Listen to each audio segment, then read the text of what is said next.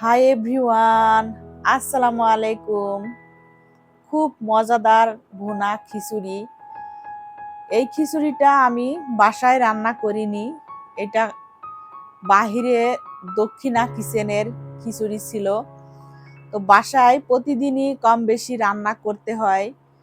তো প্রতিদিন আসলে রান্না করতে ভালো লাগে না, মাঝে মাঝে মনে হয় যে বাহিরে খাবার খাই। তো সেরকমই আজকে আমি গিয়েছিলাম দক্ষিণা কিচেনে এই ভুনা খিচুড়ি খাওয়ার জন্য। দক্ষিণা কিচেনের এই ভুনা খিচুড়ির খুবই নাম করা, ফেমাস।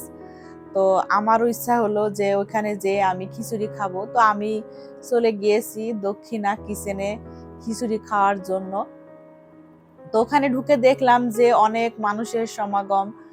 তো আমরা একটা সাইডে বসলাম, বেশ সুন্দর, মানে বসে খাওয়ার মতো একটা পরিবেশ ছিল। আর বসার পরে আমাদের যে খাবার মেনু ছিল সেটা দেয়া হলো। তো আমরা খাবার মেনু দেখছিলাম।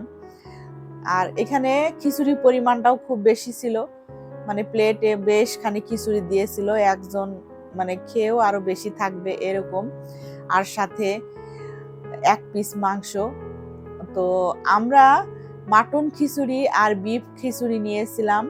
মাটন খিচুড়ির দাম ছিল 280 আর বিফ খিচুড়ির দাম ছিল 250। তো আমরা 2 প্লেট নিয়েছিলাম।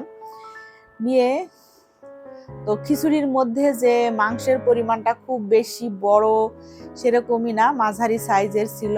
আর খিচুড়িটা ছিল একটু মাখা মাখা ভুনা ভুনা টাইপের খিচুড়ি। তো মোটামুটি ভালোই ছিল, আমার কাছে ভালোই লেগেছিল। নিজের হাতে রান্না খেতে খেতে আর মানে মন চায় না যে নিজে রান্না করে খাই, মাঝে মাঝে মন চায় বাহিরে গিয়েও খাই।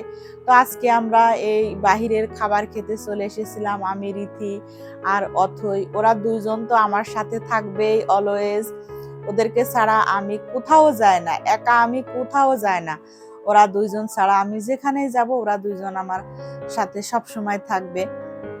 তো আমরা দক্ষিণা কিচেনে খিচুড়ি খাওয়া দাওয়া করলাম। খাওয়া দাওয়া শেষ করে ওখানে বিল দিলাম, দিয়ে বের হলাম। ওখান থেকে বের হলাম, বের হওয়ার পরে অথয়ের আবদার হলো যে পাশে আবার কাচের চুড়ির দোকান ছিল, সে দোকানে যাবে। তো ওদেরকে নিয়ে আমি আবার কাচের চুড়ির দোকানে গেলাম।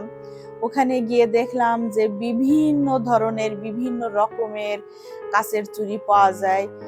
বিশেষ করে ইন্ডিয়ান যে রেশমি চুড়িগুলা আছে সেগুলা কোয়ালিটি দেখলাম বেশ ভালো।